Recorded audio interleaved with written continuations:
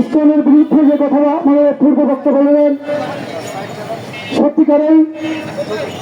সত্যিকারেই ঢাকার গাজীপুরে যে প্রবীণ আলেমকে নির্মমভাবে নির্যাতন করা হয়েছে বাংলাদেশের ইতিহাসে এটা বিরল।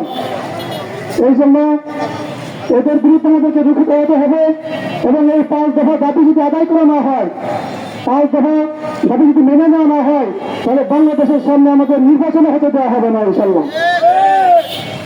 আল্লাহ আমাদের সবাইকে মানব তৌফিক দান করুন।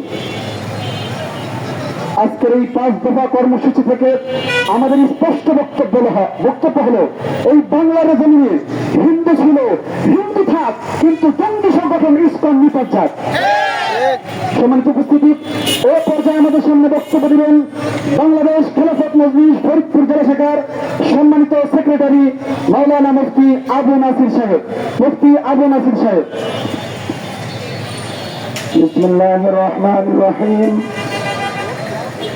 ومن لم يحكم بما أنزل الله فأولئك هم الكافرون صدق الله العظيم।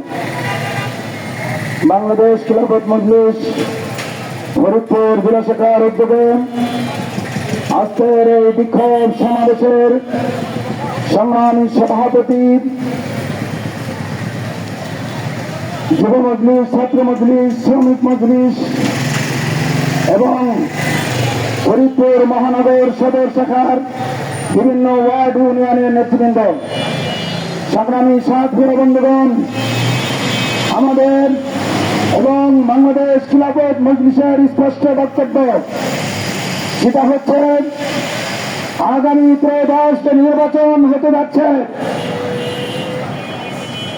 জুলাই সনদের আইনি ভিত্তি ছাড়া কোন নির্বাচন এদেশের আপামর জনসাধারণ মানবে না, মেনে নিব না, মেনে নিতে দেওয়া হবে না।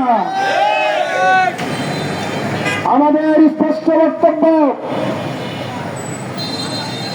জুলাই অভ্যুত্থানে ফ্যাসিস্ট খুনি আওয়ামীদের পতন হয়েছে, কিন্তু স্বৈরাচার এখনো আমাদের দেশে রয়ে গেছে। সংগ্রামী ভাইরা, আওয়ামীর পতন হয়েছে, খুনি হাসিনা পলাইছে, কিন্তু স্কুলের নামে আবার আওয়ামীদের উদ্যোক্ত এবং তাদের সন্ত্রাসী কর্মকাণ্ড স্বৈরাচারী আমরা উপলব্ধি করছি। আমাদের স্পষ্ট বক্তব্য, ইসকনকে অনতিবিলম্বে তাদের সমস্ত কার্যক্রম নিষিদ্ধ করতে হবে।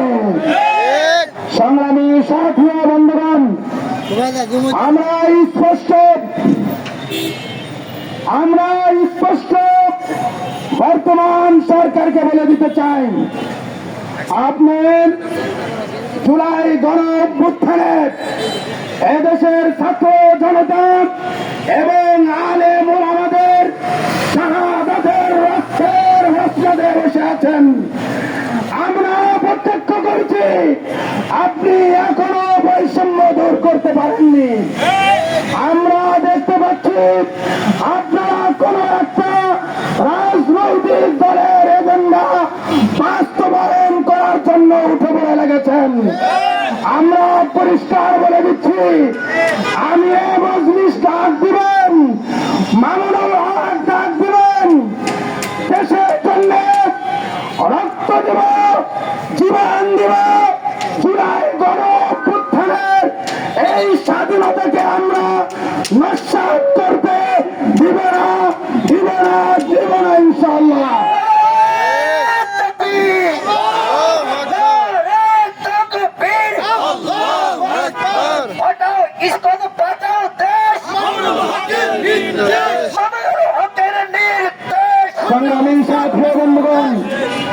সংগ্রামী সাথী বন্ধুগণ, আর একটা বড় দল, তারা মাঝে মধ্যে ক্ষমতার দিবাস্বপ্ন দেখছেন, ভালো কথা।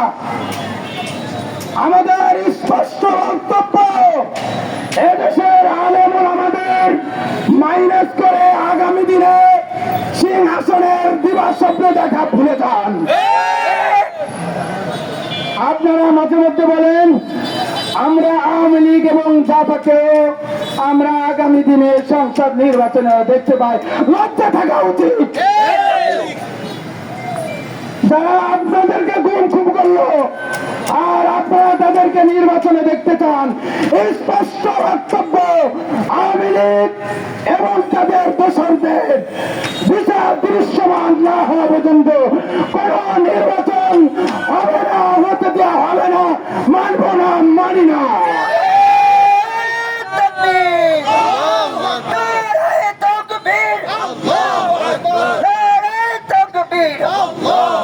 আমরা প্রত্যক্ষ করছি এদেশে এখন পর্যন্ত নির্বাচন হওয়ার কোন পরিস্থিতি সৃষ্টি হয়নি। লেভেল প্লেইং ফিল্ড এখনো তৈরি হয়নি।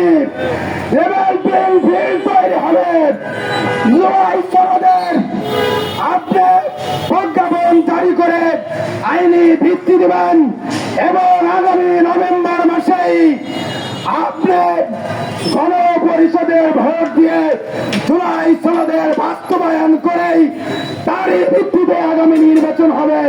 অন্যথায় এদেশের মানুষ আগামী নির্বাচন মানবে না, মানতেও দেয়া হবে না। এ পর্যায়ে আমি আমার বক্তব্য শেষ করছি। এখন সমাপনী বক্তব্য এবং দোয়া করবেন আজকের সভার সভাপতি ফরিদপুর সদর আসনের রিকশা প্রতীকের সংসদ পদপ্রার্থী বাংলাদেশ খিলাফত মজলিসের কেন্দ্রীয় অন্যতম নির্বাহী সদস্য জেলা সভাপতি মাওলানা আমজাদ হোসেন।